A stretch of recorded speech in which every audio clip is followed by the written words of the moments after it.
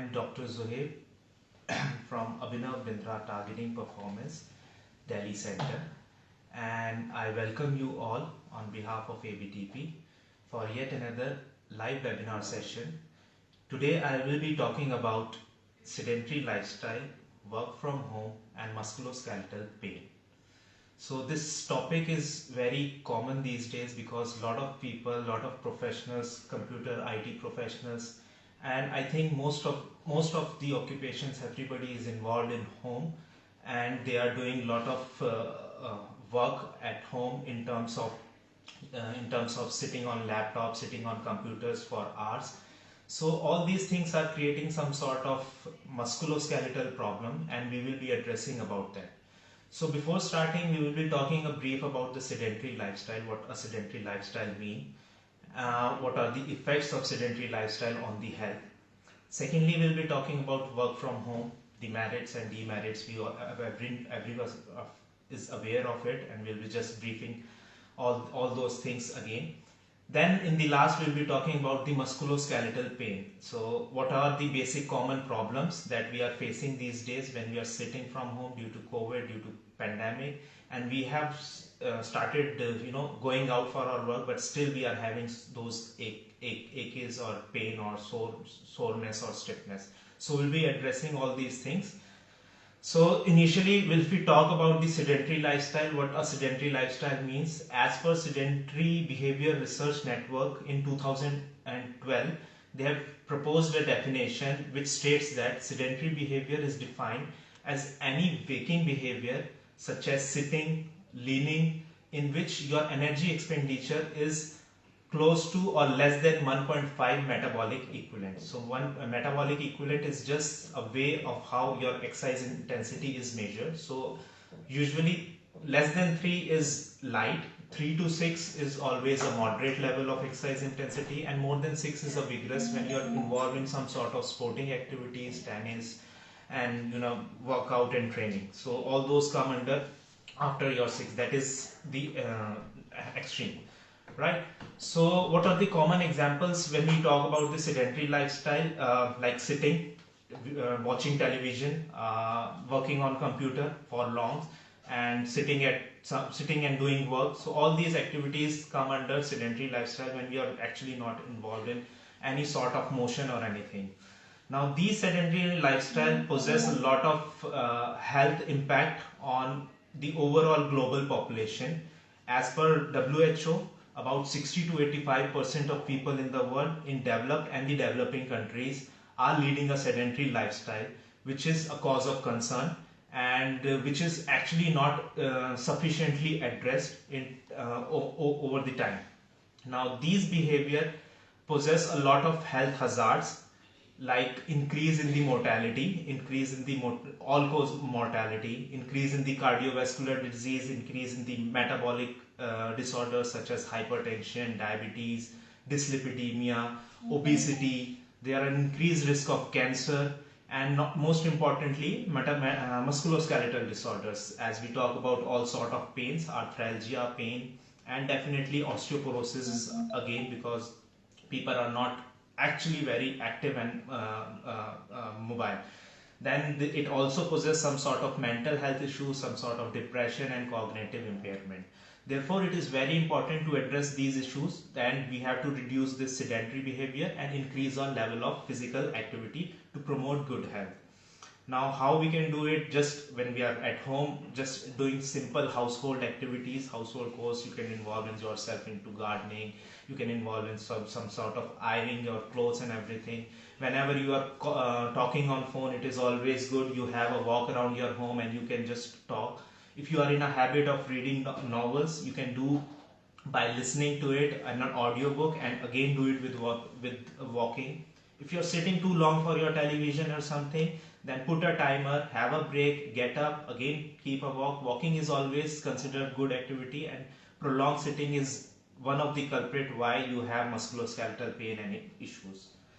We have talked about sedentary lifestyle. Let's talk about work from home. So work from home nowadays, as we all know, is a very modern life practice, and it is quite an increasing trend these days. Everybody, every profession in every profession, be it student, be it teacher, be it definitely the IT professionals are completely involved. The MNCs are working round the clock, and people are working on laptops continuously for hours and hours at home, and they are and because of this social distancing, definitely not everything is just normal yet for them, so they are not going to offices and everything. So working out from home definitely provides some certain benefits, like there is flexibility in the schedule timings, people tend to spend some time with their family, there are less expenses, employees definitely save time during commuting to their office to work during the rush hours or peak hours. But on the other hand, it does possess some demerits, and primarily it is the long working schedule, which is definitely straining your body a lot, and this straining eventually results in a lot of musculoskeletal pain because of the awkward posture that we are assuming when we are sitting in a long posture, or on an awkward posture, in a wrong posture for hours. Now, in one of the study that has been conducted on the IT employees, where it was being assessed how things have, affected in while working from home on the musculoskeletal pain, it has been found that if we talk about the work home setup, whatever setup they are using at home, majority of them are working on the bed. Then after that, they are using sofa, then after that they are using chair for their working, then followed by a rocking chair, and a very few people were involved while working on a computer on a floor. So the result of the conclusion of the study was there was 30% increase in the musculoskeletal pain for all those IT employees, all those professionals who have been working from home than what they have been doing at their office works, because office work definitely provides a lot of ergonomic things. So primarily the most prevalent, we can say, physical or health problems that we encounter when people are working at home or due to sedentary lifestyle is the back pain, followed by neck and shoulder pain or arm pain, and then there are issues with the weight gain, because definitely they are not leading a very active lifestyle. So first we'll talk about the low back pain. Low back pain can be defined as any pain that is being originating from the low back area, primarily from the, if we talk about the spinal segments, from L1 to L5 segment, and sometimes your sacroiliac joint also tends to produce some sort of pain and aches. This can definitely be localized, just localized to your back in some form of stiffness, soreness, or in a later stage then it can go in form of sciatica, where pins and needles are sort of feeling, or dull sharp pain is always there down the legs into your thighs, buttocks, thighs, and to the calf, so it's radiating down. So if we talk about low backache, it can be into three phases. The first one is the acute phase, which is definitely less than 6 weeks. 6 to 12 weeks is a subacute, and more than 12 weeks we consider it as a chronic low backache. Now, one of the main causes of this sitting induced back pain could be is long sitting, sustained sitting postures, and definitely lack of variation of movement. So what is basically happening when we are sitting? Now, prolonged sitting, what it causes, it affects our posture. It affects all the normal curvature of the spine, which will eventually increase the disc pressure. So we have with the spinal column, we have the vertebral disc, then we have surrounding structures, ligaments, tendons, and muscles. So what happens is, whenever we are sitting prolonged and we are doing awkward posture, we are not maintaining a correct posture, it puts a lot of pressure on those discs, and this actually puts a strain on the outer annulus of the disc, and which definitely cause increased disc bulging or disc pressure. And then in the chronic stage, people often tend to have those disc problems, young individuals having disc problems, and so on. Along with this, whenever we are sitting, if the position of our sitting posture is not correct, then you will always feel that there is a sort of tightness in front of your hip muscle, the hip flexors, with prolonged sittings, and definitely the circulation in your in your buttocks is impaired, and again because of it your gluteus maximus and your iliopsoas, there will be sort of imbalances that's being created. Also spending too much time on a on sitting will definitely have all those aches, sore, stiff, and painful low back ache issues.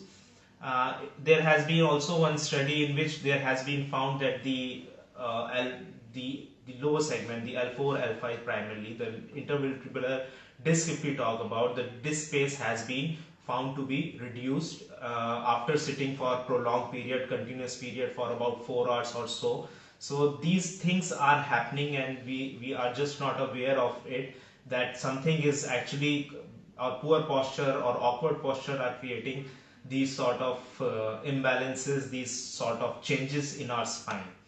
Now next, after the low back ache, we'll be talking about the neck pain. So with neck pain, the first and foremost thing is, whenever we are working on a laptop or a computer, it is always the slouching that happens. So slouching is basically when you are just bending forward and you're working on it, and your shoulders are sort of slouch in a forward position, and you are assuming a forward head posture because you are continuously working and you are just not noticing that, or you are just not aware of it. So with this, again, what happens is the spinal ligaments that we have, they are stretched beyond the certain limit, beyond their healthy limit, because we are doing it continuously over a period of time. So this spinal ligaments are stretched beyond your healthy limit, and this again puts pressure on your spinal disc. Again, then there are issues with your muscles, and there is sort of imbalances that has been created. Majority of muscles that's been affected are the levator scapulae, rhomboid, scalene, sternocleidomastoids, and the cervical musculature. Along with that, upper back muscles from like trapezius and everything, trapezius, serratus, they are also involved. So definitely when we go into a rehab session, we have to address all those issues. Back pain, neck pain. Now next come is the shoulder and arm pain. This happens again because of repetitive strain injury. That the term we use is a repetitive strain injury in terms of, so repetitive strain injury basically results from any forceful repetitive use of your limbs, producing tendons, ligaments, and all those muscles and the structures. So what we are doing is we are continuously involved in our occupation in a way that we are doing certain movements for a very long time continuously, and it's just going on repetitive. So what happens is the muscles, tendon, ligaments, they get into an inflammation, and usually most likely the tendinitis is one of the common conditions that we encounter in terms of elbow pain, shoulder pain, and hand and wrist pain. So there is a term that we particularly use for the desk workers, that's called the mouse arm syndrome, which affects your shoulder, arm, elbow, in which where the symptoms are more or like your pain that goes in your hand, wrist, and shoulder. There is sort of numbness, pins and needles. Then there is restriction of motion. There is tightness of muscles over the shoulder joint, forearm. So all this thing is happening when you are working continuously and doing repetitive work. Then if it's definitely affecting your elbow, then it's your tennis elbow, and it's the again epicondylitis that is happening. If we talk about the wrist, the carpal tunnel syndrome is quite common in terms of repetitive strain injury, in which one of the nerves from the wrist gets compressed. It is again because wrist and hand are completely involved with fine hand movements, and with these fine hand movements, when we are doing it repeatedly, hour after hour, days after days, thousands and thousands times, this will eventually strain those muscles and the tendons around that area, and this puts certain sort of compression over the nerve that is passing because of the constant repetitive movement, and this will eventually lead to some sort of numbness, tinglings of the hand, and hypersensitivity. And in the later stages, definitely you will lose certain bulk of the muscle, especially the thumb area, and altered sensation is quite common. This definitely affect more in the night, and normal days as well. But if detected early, then we can definitely work on it. Physiotherapy can help on it, and we can go ahead with certain wrist and finger exercises that will help to improve the condition. Now, talking about the musculoskeletal pain, neck pain, back pain, now we will be addressing with the sedentary lifestyle. We have issues like weight gain. So a sedentary lifestyle is often where people struggle to manage their weight. Gaining weight with age is definitely common, but whenever with sedentary lifestyle, when you are just sitting for a prolonged period of time, this will just worsen the condition. If the person is already involved into lot of physical inactivity. So if we talk about the knees get affected with this, because with every extra pound of weight that, or the extra pound of the pressure on the knee is normally increases to about 4 pounds, 4 pounds. So it's just 1:4 ratio. So like if somebody gains about 10 pounds of extra weight during the during this period, that means about 40 pounds of pressure has been increased over your knee, and that's where your anterior knee pain starts. And because of weight, it is always, as whenever you go or check with the physiotherapist or your doctor, if the person is overweight and having some knee troubles or knee issue, it is always advisable for him, or it is always advised to him that if you can just reduce your weight, then definitely it will help, along with all those strengthening and flexibility exercises that he needs to follow. Again, as far as bone health is concerned, osteoporosis is again certainly associated with sedentary lifestyle, because it is a well-known fact that weight bearing exercises, muscle strengthening exercises are helpful to build your bone strength and to prevent osteoporosis. One of the journal in the public health was published, where it was found that sedentary individuals are more prone for osteoporosis. So it has been supported as well. So leading an active lifestyle is definitely very important. So talking about all those musculoskeletal condition and health related issues, now we find a conclusion that it's all about posture. So it's the posture, the awkward posture, wrong posture, sustained sitting posture in an improper way, that is the main culprit of why we are having these issues like back pain, neck pain. So how do we correct it, and what is a good posture? A good posture is anything in which when we are basically positioned in a way that minimizes any strain on your body.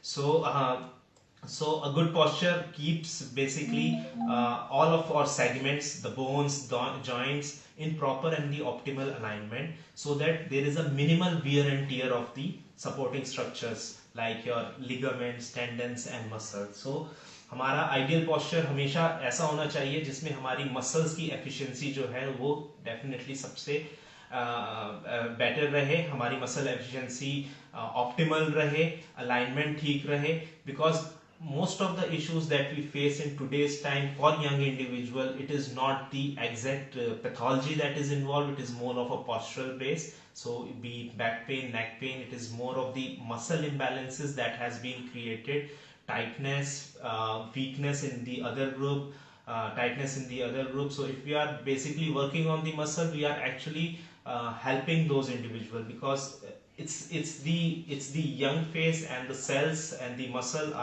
is really very healthy. But definitely if we are abusing it, then definitely it will get into more of sore, ache, stiffness and everything.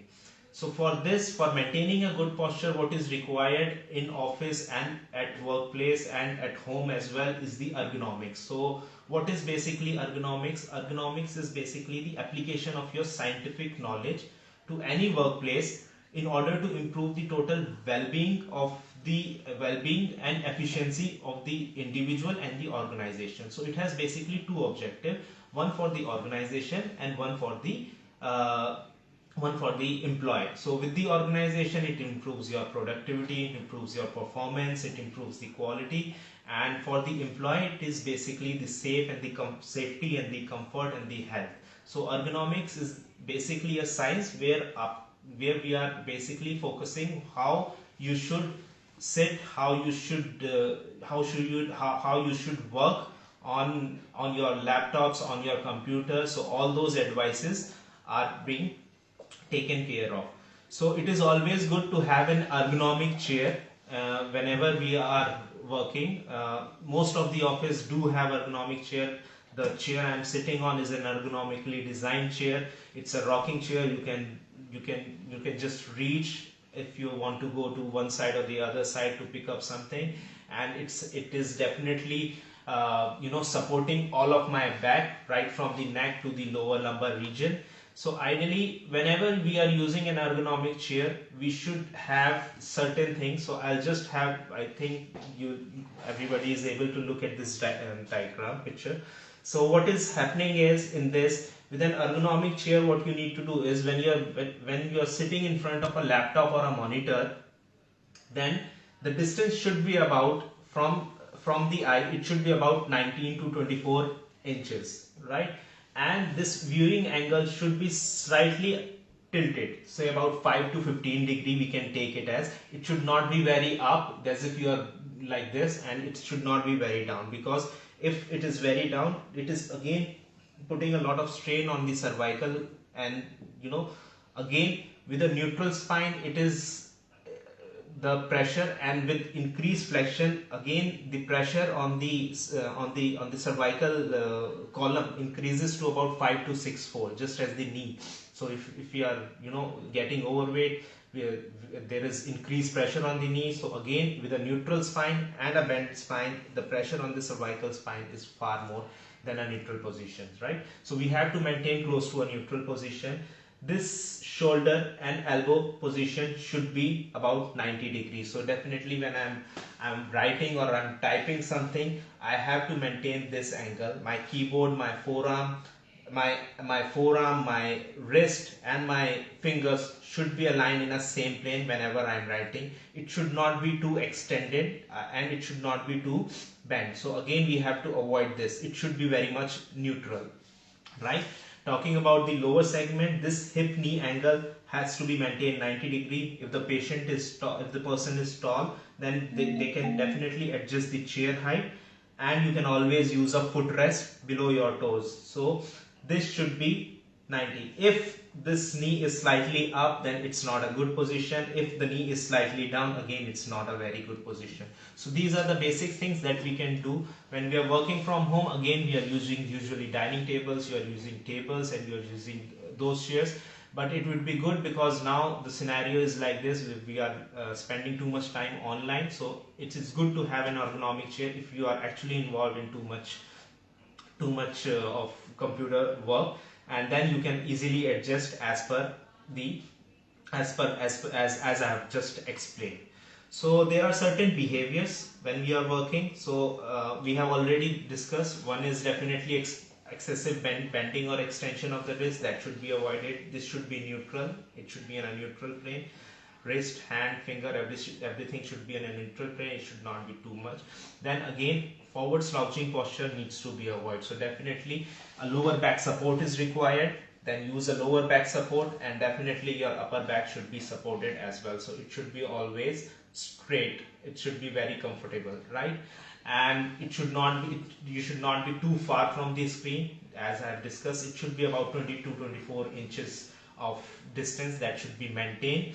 Elbow needs to be in 90 degree aligned, and if you are using mouse and you're not holding it very tightly, then again you have to just go for a light grabs, right? So we have discussed the ergonomics, basic about posture, the musculoskeletal pain that we encounter, the back pain, neck pain, and shoulder and arm pain. That's very common condition. Now let's talk about what we do. Now, I mean, what can be done about it? So definitely at home you can do certain exercises, certain stretches, but definitely if the issue or the problem is in subacute or chronic phase, then definitely you need to go for some physiotherapy interventions, because exercises will help. Exercise will certainly help, because it's again all muscles related issue, posture related issue. It's not anything that is happening right to a bony level at an initial stage.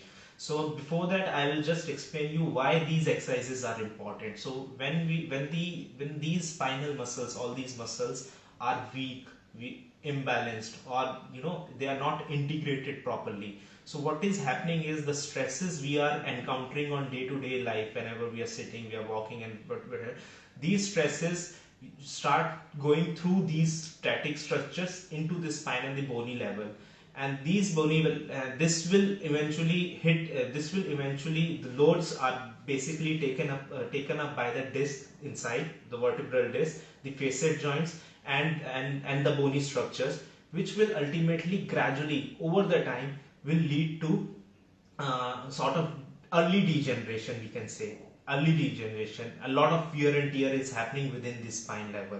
So just to avoid that, when our muscles are basically toned up, when our muscles, we are working on those muscles, the strength is good, the flexibility of the muscle is good, it's optimal, then the pressure that has been the spine is taking, we can just take off that pressure from the spine, from the bony segment, and the overall the spine becomes more durable and it's more functional now.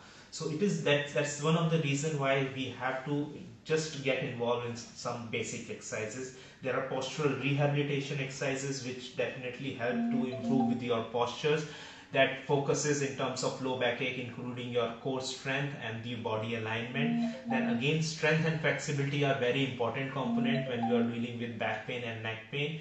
When you visit us in our centers all across India at ABTP, we have one postural assessment done. So before that, we are just looking into all those parameters. We will have a biomechanical assessment, and then accordingly we will be suggesting you all those exercises what are relevant. And there are certain devices that definitely help to improve with your trunk mobility, and we are able to we are able to assess the difference in pressure, the spinal tensions, in if at all it is happening between the right side and the left side. So certainly there are certain devices that we can work that are extremely beneficial, and it will definitely aid you with a quicker recovery. Along with that, in all our centers we are doing a lot of manual therapy stuff. We are doing active release techniques, spinal mobilizations, needling. All these will help to relieve the neck pain. Along with that, if at all required, there is use of care therapy, and in this we are basically trying to reduce your pain by giving you certain currents, and then this will help to decrease all your inflammation and pain that is happening. This was about most of the overview that I have talked about this about my topic. I will certainly end up with certain exercises now, so that at least one is able to manage those exercises at home. So for the neck, if you want to go ahead, you can go 3 or 5 stretches by just putting or placing your hand like this, and then you can just tilt your neck slightly. As soon as you get some stretch over this, you can just hold for 10 to 15 seconds. You can go further to 30 seconds, that's not a problem if you are not facing any issue. It is important that your neck is just straight and you are just bending it completely to a lateral movement. You have to do, it's not like this, and again it is good when you are watching yourself in front of mirror, so that you actually know that my posture is correct, my neck is in neutral, and now I am going to one side, and as soon as I stretch it. Another stretch that you can do is you can just put your hand on the back of your head like this, and it's important that your neck and elbow should be in the same line. And just now this is neutral, so I'll just tilt myself slightly, and now what I have to do is I have to look at to my armpit, and I'm applying pressure from this end. So I'll just show you in front, and like this.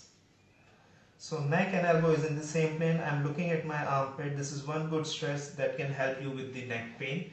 So again, neutral position, hand in the back, neutral, and then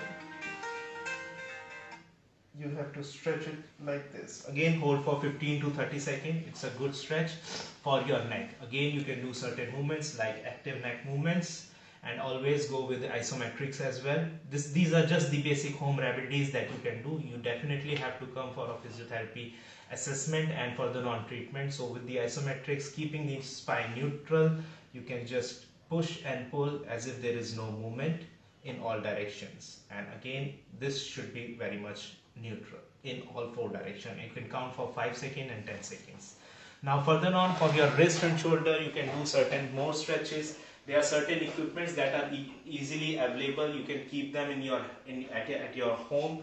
This is called TheraBand and the FlexiBar. They are certainly good for hand exercises. So with the FlexiBar, you can do a lot of exercises. Definitely you need a professional advice from the physiotherapist before going, because certain movements are definitely not indicated in certain condition. So just don't go.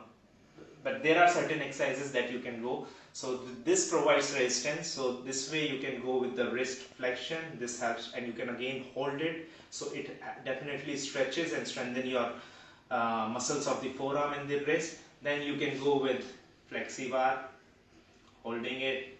Again, count for 20 seconds. With the thumb, because with carpal tunnel syndrome, definitely you have issues with the thumb and hypothenar aspect. So you can hold the FlexiBar like this and you just try to push it. You can also hold it for 10 seconds, or you just push it to 15 reps. You can just cross it like this, and now my pressure will be on the other side against the FlexiBar, and you can do this. So there are a lot many exercises that you can do, and you can use the TheraBand. Comes with different resistance. So there are a lot of shoulder movements that you can do. So you can place the TheraBand under your feet, and then there are certain exercises that you can do, like front raise, side raise, caption. So you can do all these exercises. There are certain exercises you can tie the TheraBand at a door or something, and you can just go for the external rotation to strengthen your upper back and your shoulder musculature. This is again very important. You can also go ahead with certain stretches, the posterior capsular stretch and your pectoral stretch, which you can do on the door by just leaning against the door in this position, and you are basically stretching the front of your shoulder and the pectorals. These are good exercise. Along with that, for your back, you can always do some hip extensions. So whenever you are walking, whenever sitting for long, 20 minutes, 30 minutes, get up, have a walk, and just stretch yourself. So you can do all sort of movement. You can place your hands on the back, keeping your body straight. You just have to look up as if you are just straightening up or extending your spine, and there should be no movement down your knee. So when we are doing this, it is just your spine that's working. A lot of people what do is they do a pelvic thrust, and this goes into hyperextension. That's not the correct way to do it. You just go like this and just extend and feel the stretch on the back. You don't have to do a lot of forward bending, because whenever we are sitting with a slouch posture. It's already the forward posture we are assuming. So again we have to go against it. So we have to do upper movement. Along with this, there are certainly some movements for your thoracic mobility as well. These are extremely important. You can take a lunge position like this. You can do this, hands forward, and you can just rotate yourself. This is a very good exercise for your thoracic mobility, upper back mobility. And lastly, you can also do certain exercises with the wall. So you just put your hand on this, and slowly and gradually just overhead, and feel that stretch and feel that pressure. You can do it 10 times. This helps with your upper back. For any further queries, you can always visit us at our ABTP center. We have center all across India, and we are doing biomechanical postural assessments. Along with that, the trainings on these devices are helpful in a sense, because it gives you a biofeedback. So patients are easily able to connect to these devices, and they are actively participating It helps to realign your body, helps to improve with your posture, and it helps to decrease your pain. Thank you so much. This is all about our webinar. Keep watching for our page for more further webinars in times ahead. Thank you so much.